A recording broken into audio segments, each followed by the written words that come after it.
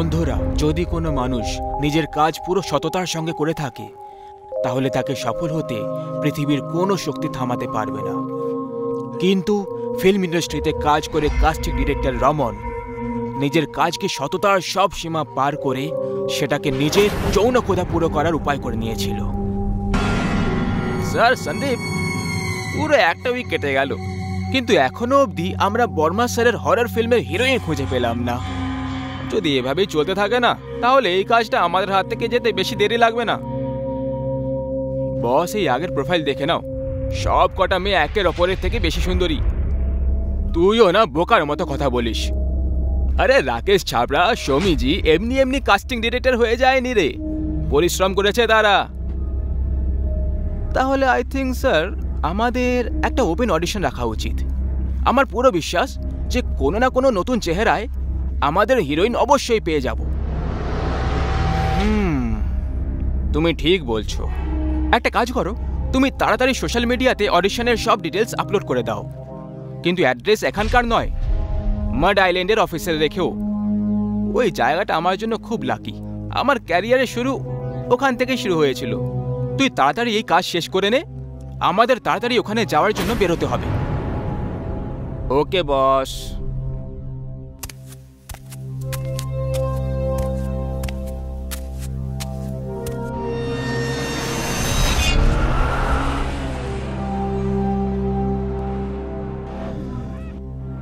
রমন আর সন্দীপ মাড আইল্যান্ডের অফিসে পৌঁছে অডিশনে সেট আপ করার কাজে লেগে পড়ে। কাজ শেষ করতে করতে ওদের রাত হয়ে গেল, আর রাত হওয়া মাত্রই দুজন গুরু আর চেলা মদ খাওয়ার জন্য বসে পড়ল। রমন স্যার, আমার মা বলে যে আপনি আমাকে মদ খাওয়া শিখিয়ে আমাকে খারাপ করে দিয়েছেন। তাহলে ঠিক আছে, আজকের পর তুই শুধু দুধ খেয়ে নিবি। আরে এত রাতে কে এসেছে? যা দেখ তো। আগে বলুন। স্যার, আমি ওই ফেসবুকে অডিশনের মেসেজ দেখেছিলাম, 12টার অডিশন, সেই জন্যই এসেছি। আরে বাবা, অডিশনের টাইম রাত 12টার ছিল না, সকাল 12টার সময় হবে। আপনি সকালে আসুন 12টার সময়। দেখুন স্যার, যদি আপনি এখনই আমার অডিশন নিয়ে নেন তাহলে খুব ভালো হবে। আমি অনেক দূর থেকে এসেছি।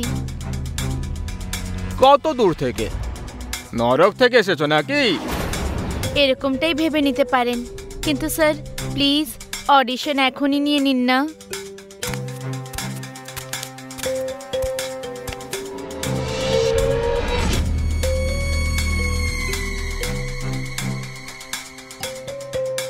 সন্দীপ স্যার যখন এত রিকোয়েস্ট করছে তাই নিয়ে নেওয়া হোক অডিশন।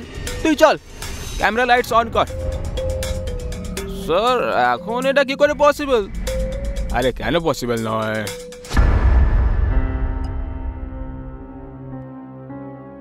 সন্দীপ স্যার, যদি ইচ্ছে থাকে তাহলে সব পসিবল। আপনি এমনিতেও সব কিছু ম্যানেজ করে নেন। আপনি আমার নাম কি করে জানলেন?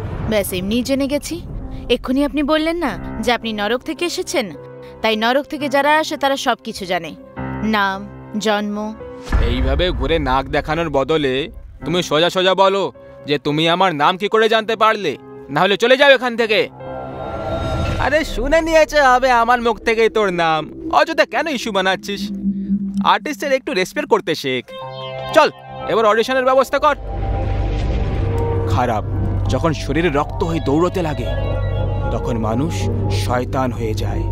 এমনই অবস্থা রমনের ছিল। মাঝ রাতে ছোট কাপড় পরে একটা মেয়ে অডিশন দিতে কি এসেছে, যৌন ক্ষুধা ওর চোখ থেকে পড়তে শুরু করলো। রমন সঙ্গে তার লাভ ওঠানোর মন মানিয়ে ফেলেছিল, কিন্তু ও কি জানতো যে এই অডিশন ওর জীবনের শেষ অডিশন হতে চলেছে। দেখো, তোমাকে এখন আমার 3 অবধি গোনার সাথে সাথে এই ক্যামেরার দিকে পুরো রাগের ভাবে দেখতে হবে, এমন ভাবে যেমন ভাবে কোনো ডাইনি নিজের শিকারকে দেখে। So 1, 2, 3 and action. এবার তুই জ্যান্ত বাঁচবি না। প্রত্যেকটা পাপ মানুষের সামনে ঘুরে ফিরে আসে। আরে বাহ, ডায়লগ না পাওয়া সত্ত্বেও এত রিয়েলিস্টিক ডায়লগও বলে দিলে, খুব ভালো। Thank you sir. এটাকেই রিয়েলিস্টিক অ্যাক্টিং বলা হয়, বড় বড় হিরোইনরাও করতে পারে না। Mind blowing. সন্দীপ, কাল অডিশন ক্যান্সেল করে দে, এখন আর অডিশন নেওয়ার কোনো দরকার নেই। হ্যাঁ, আর হ্যাঁ, ডাইরেক্টর বর্মাকে কল করে বলে দে যে তার হিরোইন খুঁজে পেয়ে গেছি। কি নাম জানো তোমার? আগে সঙ্গীতা। সঙ্গীতা সঙ্গীতা সঙ্গীতা।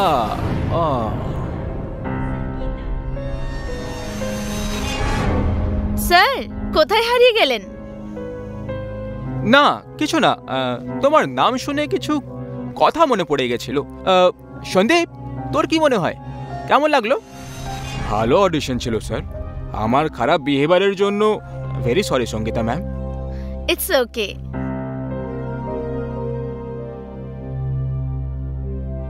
এখন সরি ওয়ারি যদি হয়ে যায় তাহলে এবার অডিশনটাও চেক করে নেই।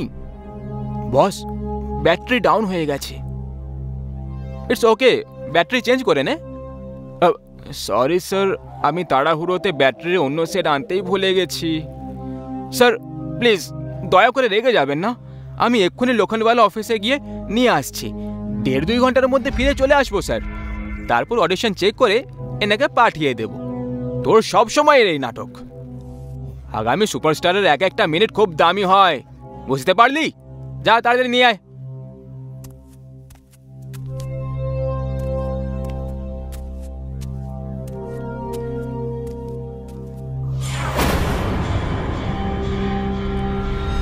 আমরা মনে করি যে সময় পেরিয়ে যায়, সেটা পেরিয়ে যায় আর কখনো ফিরে আসবে না, কিন্তু এরকমটা মোটেই হয় না। সময় এমন একটা চাষের নাম যেটা প্রত্যেক পেরোনোর সময় আমরা নিজেদের হাতে জমিতে পুঁতে থাকি, আর একটা সময় পর নিজের কর্মের ফসল আমাদেরকে নিজেকেই কাটতে হয়। আজকে রমনের কর্মের ফসল কাটার সময় এসে গেছিল। অ্যাকচুয়ালি মুভিতে তোমার ক্যারেক্টার খুবই বোল্ড আর স্ট্রং। এই হরর মুভিতে হিরোইন নিজের মৃত্যুর প্রতিশোধ নিচ্ছে, একটু এক্সপোজও করতে হবে। আপনার কোনো প্রবলেম নেই তো? না স্যার, আমার কোনো প্রবলেম নেই। আজকাল তো এইসব কমন ব্যাপার। যদি কোনো কম্প্রোমাইজ করতে হয় তখন? চিন্তা করো না রমন, আমি কম্প্রোমাইজ করার জন্য তৈরি আছি। শুধু একবার বলে দাও যে গতবারের মতো এইবার আমাকে ইউজ করার পর তুমি আমাকে মারবে না। কে তুমি? বললাম তো, আমার নাম সঙ্গীতা, সেই সঙ্গীতা যাকে তোমরা এই বাংলোতেই জ্যান্ত পুঁতে দিয়েছিলে। এসব কি আর কি করছো? ক্যারেক্টার থেকে বাইরে এসো সঙ্গীতা। অনেক বছর ধরে, কবে থেকে পালন করছি আমি এই ক্যারেক্টারকে স্যার। এত সহজে কি করে বাইরে চলে আসবো? এটাই তো আমার আসল ক্যারেক্টার। আরে আরে আরে, তোমার চেহারায় কি হয়ে যাচ্ছে?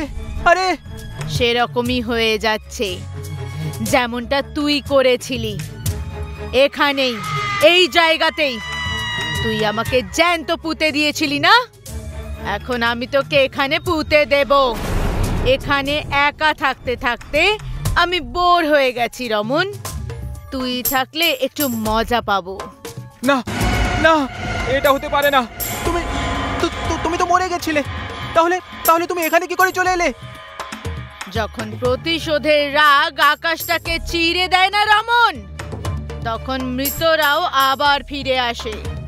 না সঙ্গীতা, প্লিজ আমাকে ক্ষমা করে দাও। আমি খুব বড় ভুল করে ফেলেছি, আমার এরকম করা উচিত হয়নি। ক্ষমা করে দাও প্লিজ, প্লিজ আমাকে ক্ষমা করে দাও। তোর মতো লোকের হাতে মরে যে মেয়েরা ডাইনি হয়ে যায়, ওদের কাছে ক্ষমা নয়, মৃত্যু হয়, মৃত্যু। আজকের আমার এই অডিশন তোমার জীবনের শেষ অডিশন ছিল রমন। এখন তুই অডিশন নেওয়ার নাম করে কোনো মেয়ের ধর্ষণ করতে পারবি না। না না, প্লিজ আমাকে মেরো না, প্লিজ আমাকে মেরো না। জীবনে একটা কথা সবসময় মনে রেখো বন্ধুরা, খারাপ কর্মের যে বীজ আমরা পুঁতে থাকি তার ফসল এই জন্মেই আমাদের কেটে যেতে হয়।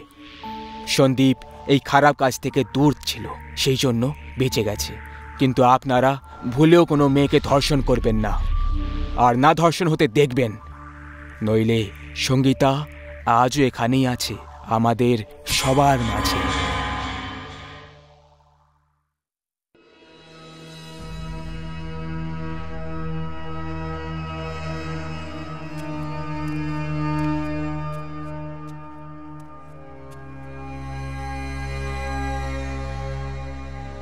কি হচ্ছেটা কি? সবাই নিজেদের কাজ ছেড়ে নিজেদের ফোন নিয়ে কি করছে? বিকাশ স্যার, পৃথ্বী স্যার এখনো অফিসে আসেননি। হোয়াট? কিন্তু পৃথ্বী স্যার তো প্রতিদিন সকাল 10টার আগেই অফিসে পৌঁছে যায়। তাছাড়া আজ তো একটা ইম্পর্টেন্ট মিটিংও আছে। আই নো, কিন্তু উনি এখনো আসেননি। ওনার ফোনটাও অফ। বাড়িতে ফোন করেছিলে তুমি? সবাই ওনাকেই ট্রাই করছেন স্যার, কিন্তু বাড়ির ফোনও বন্ধ। কোনো ব্যাপার নয়, আমি ওর পার্সোনাল নাম্বারে ফোন করছি। স্যারের পার্সোনাল নাম্বারে তো বন্ধ। বিকাশ স্যার, এরকম নয় তো যে পৃথ্বী স্যার হয়তো কোম্পানি বেচে দিয়েছেন, তাই উনি ওনার সব কন্ট্যাক্টস বন্ধ করে রেখেছেন? আগের মাসে তো উনি কোম্পানি বিক্রি করার কথাও বলছিলেন। নো মায়া, যদি পৃথ্বী স্যার কোম্পানি বেচেও দিতেন তাহলে একবার অন্তত আমাদের সঙ্গে কথা বলতেন।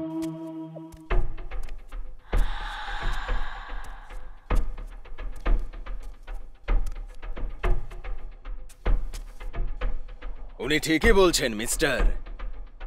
কি নাম আপনার? মায়া। আর আপনার? বিকাশ। মিস্টার বিকাশ, মিস মায়া ঠিকই বলেছেন। উনি এই কোম্পানি আমাকে বিক্রি করে দিয়েছেন, আর ওনার পুরো ফ্যামিলির সাথে উনি চিরকালের জন্য অ্যাব্রডে চলে গেছেন। আজ থেকে এই কোম্পানি আর তোমাদের নতুন বস আমি, রতন কুকরেজা। কিন্তু টেন্তু ছাড়ো, আর খুশির খবর শোনো।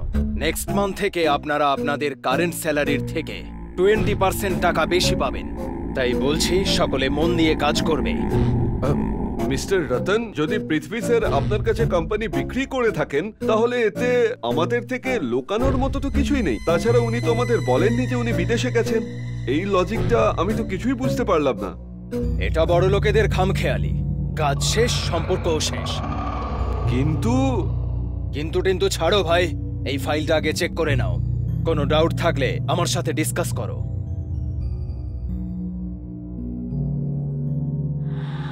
সবাই অর্ডারে আছো? হ্যাঁ। গুড। তাহলে বন্ধুরা, এই কোম্পানির নতুন বস হওয়ার জন্য আর আপনাদের সকলের স্যালারি বাড়ার খুশিতে আমার তরফ থেকে আজ রাত 9টার সময় ফ্রেন্ডস কলোনির 13 নম্বর বাংলোতে গ্রিন হাউস ঘরে একটা পার্টির অর্গানাইজ করা হয়েছে। আর ওই পার্টিতে যদি কেউ না যায় তাহলে কিন্তু তার ইনক্রিমেন্ট হবে না। কি বলছো সকলে? Okay sir. কিন্তু স্যার, আপনি 13 নম্বর বাংলোটা কেন নিলেন? এটা খুবই আনলাকি নাম্বার। এই নাম্বারটাতে সবসময় অশুভ লক্ষণ দেখা যায়।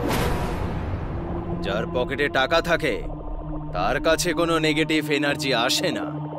যেভাবে ধনীরা বুদ্ধি খাটিয়ে চুপচাপ টাকা ইনকাম করে নিয়ে চলে যায়, সেভাবে এই অন্ধবিশ্বাস গরিবদের মনের মধ্যে বাসা করে। তোমরা গরিব হয়েও না, ধনীদের মতো ভাবো। কিন্তু তুমি ট্র্যাজেডি কিং এর মতো কেন ভাবছো ভাই? কিছু না স্যার। এক সেকেন্ড স্যার, ভাইয়ের ফোন স্যার। শিওর। হ্যালো দাদা। আচ্ছা শোন, আজ আমাদের এমএলএ এর ঘরে একটা মিটিং আছে, তাই দুপুরে আমি পিউকে স্কুল থেকে বাড়িতে আনতে পারবো না। তাহলে তুই কি? নো প্রবলেম দাদা, আমি ছেড়ে দিয়ে আসবো। দাদা, আমার তোমার সঙ্গে একটা কথা ছিল। হ্যাঁ বল না। দাদা, আমাদের বস পৃথ্বী স্যার আজকে অফিস আসেননি। ওনার সবকটা মোবাইল বন্ধ, আর এমনটা আজ পর্যন্ত কোনোদিন হয়নি। তার উপর ওনার জায়গায় কোনো রতন কুকরেজা অফিসে এসেছেন, যে বলছে নাকি আজ থেকে এই কোম্পানির মালিক উনি। উনি যে ফাইলগুলো আমাকে দেখালেন সেই হিসেবে পৃথ্বী স্যার এই কোম্পানিটা ওনাকে বেচে দিয়েছেন, আর উনি গোটা পরিবারকে নিয়ে বিদেশে শিফট হয়ে গেছেন। দাদা, আমার কিছু গন্ডগোল মনে হচ্ছে। যখন পেপার সব ঠিক আছে তাহলে তুই এত ঘাবড়ে যাচ্ছিস কেন? এনিওয়েজ, তুই আমাকে ওই নতুন মালিকের ডিটেলস আর ফটোস গুলো পাঠিয়ে দে। আমি দেখছি আমি কি করতে পারি। ঠিক আছে দাদা। আর হ্যাঁ, এই ফটো এখান থেকে সরিয়ে এর জায়গায় অন্য কোনো ছবি লাগাও। আই থিংক এখানে আমাদের গ্রুপ ফটো হওয়া উচিত। তোমরা সকলে কি বলো? Good idea sir. আমার আইডিয়া সাপোর্ট করার জন্য থ্যাংক ইউ। চলো তাহলে একটা বড় গ্রুপ ফটো নেওয়া যাক।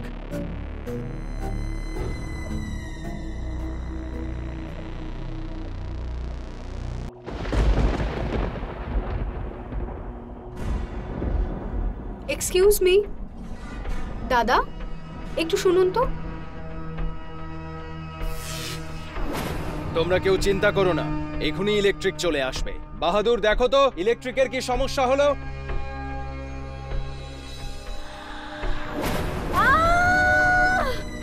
ভূত ভূত ভূত!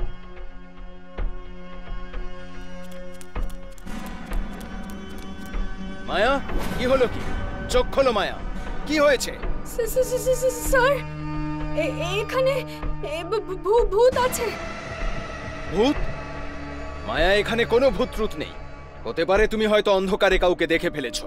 এনিওয়েজ, তোমরা এনজয় করো, আমি আসছি। এ আবার কি নাটক ভাই? কলে জল আসছে না?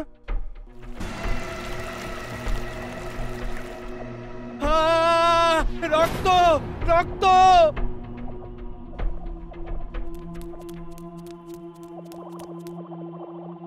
কি হয়েছে স্যার? দেখো, কল থেকে রক্ত রক্ত বেরোচ্ছে। স্যার, নলটা তো বন্ধ রয়েছে। বন্ধ? কিন্তু এখনই ওখান থেকে রক্ত বেরোচ্ছিল। এখান থেকে তো স্যার জলই বেরোচ্ছে। মনে হচ্ছে আপনিও মায়ার মতো ভূত দেখে ফেলেছেন, সেই জন্য আমার মনে হচ্ছে আপনার এরকম হচ্ছে। হতে পারে। এবার চলুন স্যার। তোমরা যাও, আমি আসছি।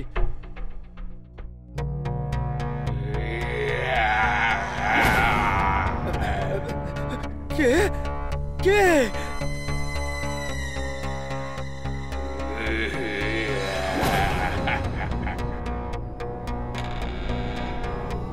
কে তুমি? এখানে কি করছো? কে তুমি? আমাকে ছেড়ে দাও, আমাকে যেতে দাও, আমাকে ছেড়ে দাও, বাঁচাও বাঁচাও!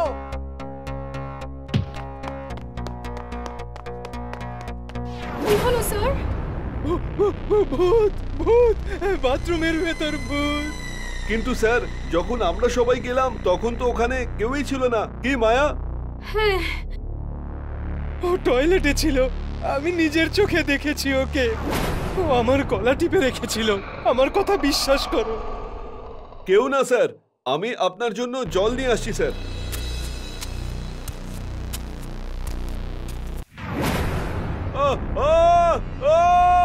বাঁচাও বাঁচাও! রতন স্যার, বিকাশ স্যারকে বাঁচান। বিকাশ, চিন্তা করো না, আমরা কিছু করছি।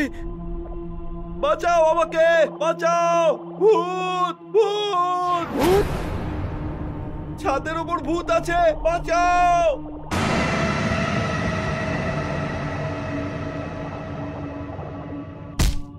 রতন স্যার, আমি বলেছিলাম তো আপনাকে যে এখানে ভূত আছে। এইবার বিশ্বাস করলেন আপনি? 13 নম্বরে সব সময় এরকমই ঘটে থাকে। আমি অনেক সিনেমাতেও দেখেছি স্যার, কিন্তু কেউ শোনেই না। এইবার দেখুন সবাই। হ্যাঁ, তুমি ঠিকই বলেছো মায়া, এখানে কিছুই ঠিক লাগছে না। এখানে ভূত আছে রতন স্যার, এটা ভুতুরে বাংলো। আমিও বুঝতে পারছি না কিছুই। এই তো 2 দিন আগেই আমি এই বাংলোটা কিনলাম। ওহো স্যার, ভূত আর কি জানবে যে আপনি কবে কিনেছেন? ওর তো থাকা নিয়ে কথা, তাই না?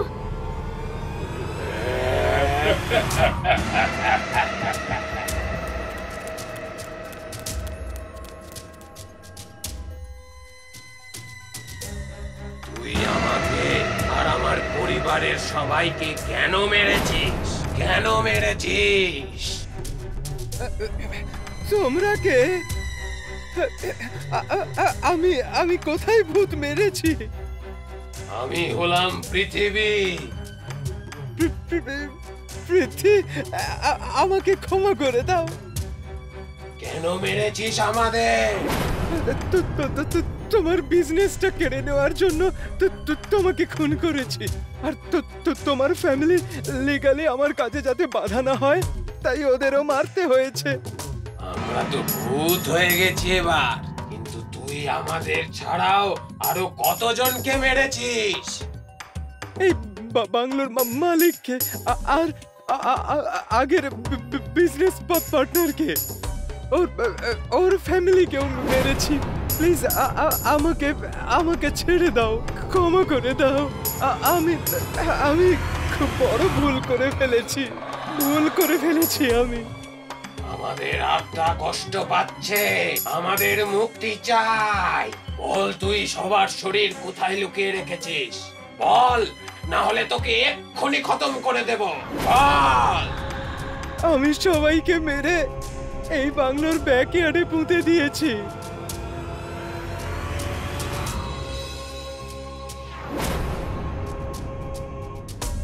পান্ডে, যাও পেছনে কোর্টইয়ার্ডটা খুঁড়ে দেখো। তোমরা কে? চমকে গেলে? এই তিতাস হলো আমার ছোট ভাই, আর ওই তোমার ব্যাপারে আমাকে জানিয়েছিল ফোন করে।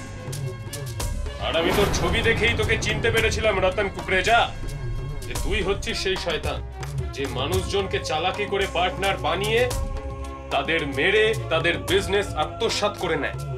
তোকে ধরার জন্যই আমরা এই ভুতুড়ে নাটকটা করেছিলাম। তিতাসকে উল্টো করেও ঝুলিয়েছি। তুই সমস্ত প্রমাণ দিয়ে দিয়েছিস। এবার তুই তোর কুকর্মের ফল ভোগ করবি। তোর ফাঁসি হবে, ফাঁসি।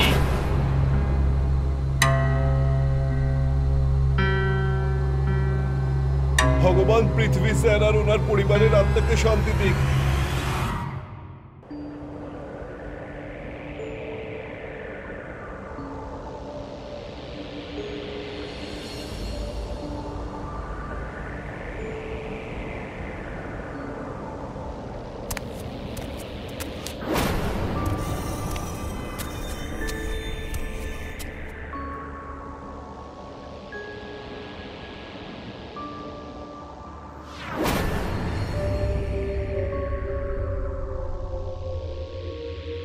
ভাইজান, শত্রু ওই দিকের পাহাড়ের দিকে আছে।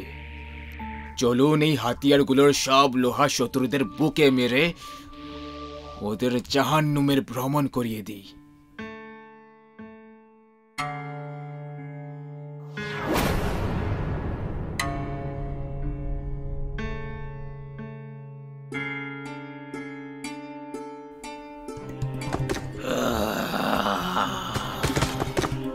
এই আওয়াজটা তুমি বের করলে?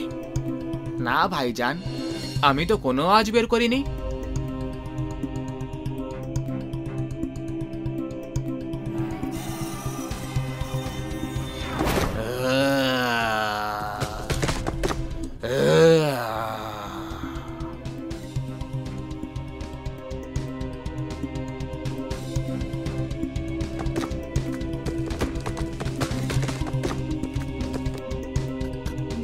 কে ওখানে?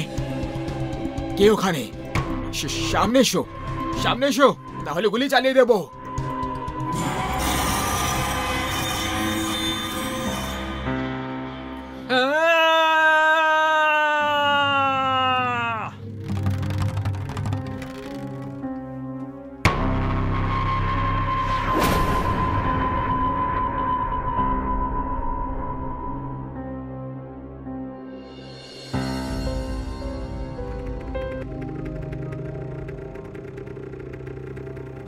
হ্যালো মা, প্রণাম। আরে তুমি তো অনেকদিন বাঁচবে মা, আমি তোমারই কথা মনে করছিলাম। আগে হ্যাঁ, আমি পরের সপ্তাহে ছুটি পেয়ে যাব, আমি বাড়ি আসবো। হ্যাঁ মা, পাক্কা আসবো। রাখছি, বিএস ক্যাম্প যাচ্ছি মা, তোমাকে রাতে কল করছি। প্রণাম।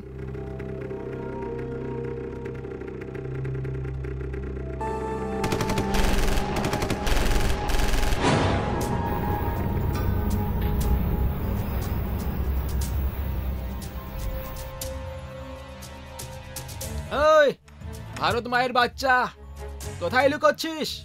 বাইরে বেরো, বাইরে।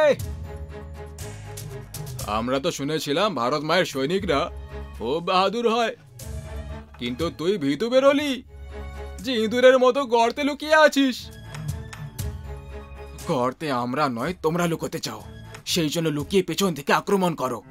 যদি বাহাদুর হতে তাহলে সামনে থেকে ঘাত করতে। যদি এরকমই হয় তাহলে একবার বাইরে চলায়, তারপর আমরা সামনে থেকেই ঘাত করব। মনে হয় সৈনিক ভয় পেয়ে গেছে। আমি হিন্দুস্তানি সিংহ, আর সিংহ কখনো নেকড়ের থেকে ভয় পায় না। যদি বাইরে চলে আসি তাহলে তোমাদের সবাইকে কুচলে ফেলবো। আরে বাবাজি, বাইরে আয় তো একবার, দেখা যাবে কে কাকে কুচলে দেয়। আর এই ভাষণ দেওয়া বন্ধ কর। তুই একা আছিস আর আমরা 3 জন। তোর মৃত্যু নিশ্চিত। যদি বাঁচতে চাস তাহলে নিজের প্রাণের ভিক্ষে চা আমাদের কাছে। কুকুরের বাচ্চা, আমরা ভারত মায়ের সৈনিক। তোমাদের মতো আতঙ্কবাদী 3 জন হোক বা 300 জন, আমরা কারোর থেকে ভয় পাই না।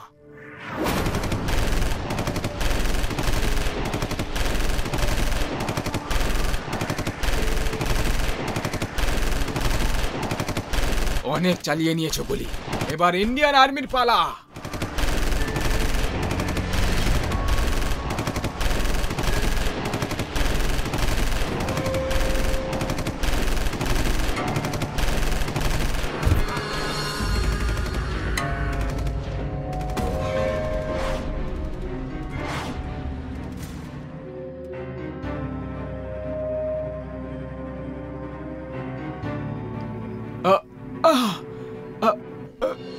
আপনি কে?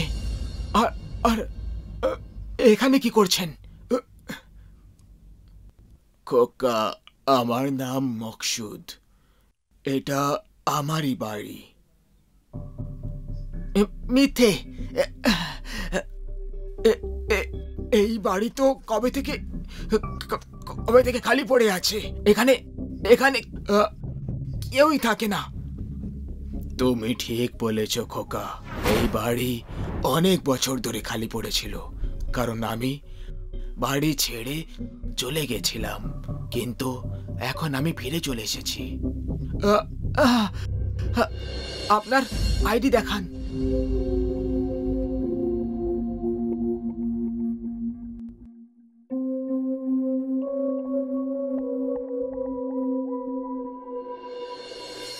না না, সামনে এগোবেন না। খোকা, তোমার অবস্থা খুবই খারাপ, তোমার চিকিৎসার প্রয়োজন। আমি ঠিক আছি। গুলি লাগার কারণে আপনার অনেক রক্ত বেরিয়ে গেছে, আর এই অবস্থায় চিকিৎসা না করলে তাহলে তোমার প্রাণ চলে যেতে পারে খোকা।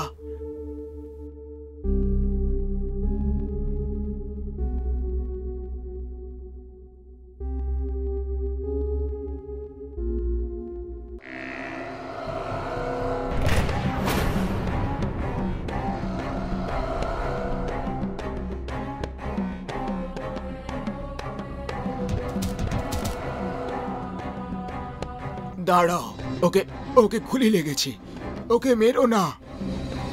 চুপ কর বুড়ো, তোর মতো লোকেদের জন্য আমরা কাশ্মীরটাকে হাতের মুঠোয় করতে পারছি না। আমাদের সম্প্রদায়ের নাম বরবাদ করছিস। তোর নাম কি বল? মকসুদ। এবার চুপচাপ এখানেই বসে থাক, না হলে ওর আগে তোকে মরতে হবে। আর সৈনিক, শুনেছে হিন্দুস্তানি সেনাবাহিনী আমাদের শেষ করে দেওয়ার প্ল্যান বানাচ্ছে। বল তোদের প্ল্যানটা কি?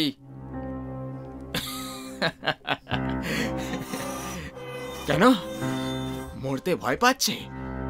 সেই জন্য প্ল্যান জানতে চাইছিস? মরার ভয় আমাদের নয়, তোর হওয়া উচিত সৈনিক। তাড়াতাড়ি বল এবার তোদের প্ল্যানটা কি, নাহলে তোর শরীরে গুলি মেরে গর্ত করে দেব।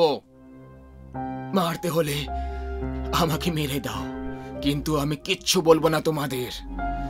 দেশের সাথে বিশ্বাসঘাতকতা করা তোমাদের দেশে হতে পারে, কিন্তু আমাদের দেশের আর্মি করে না। তুই যা চাস বলে নে সৈনিক, বলতে তো তোকে হবেই। তাতে তুই এটাকে গদ্দারি বল অথবা প্রাণের দাম। বল তোদের প্ল্যানটা কি? বললাম না, মরতে হলে মরে যাব, কিন্তু দেশের সাথে বিশ্বাসঘাতকতা করব না। যদি তাই হয় তাহলে তোর সাথে এটাই হবে।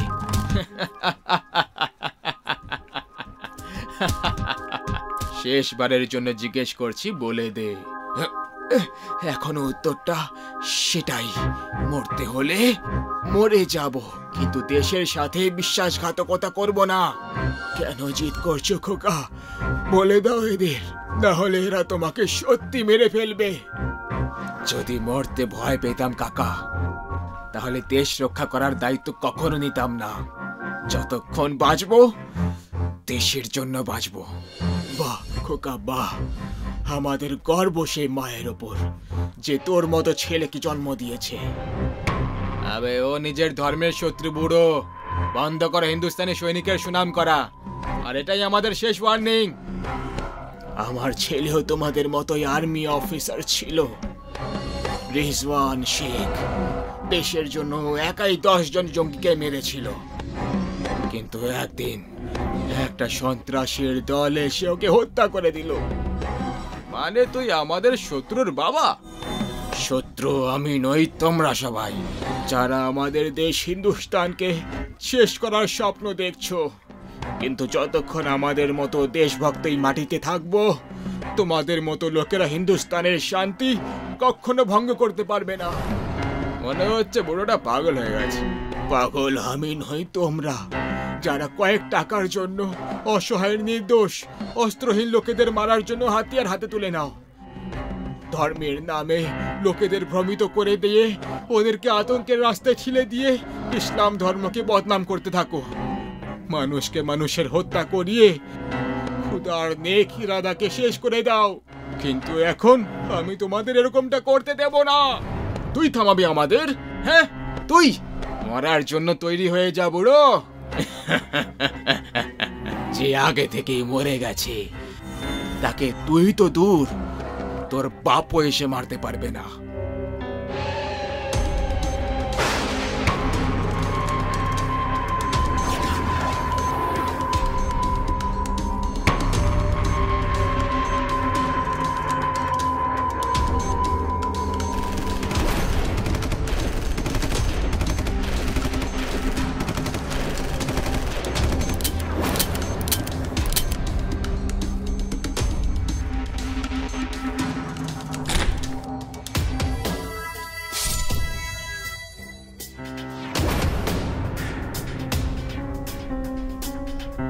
দেশের খেয়াল রেখো।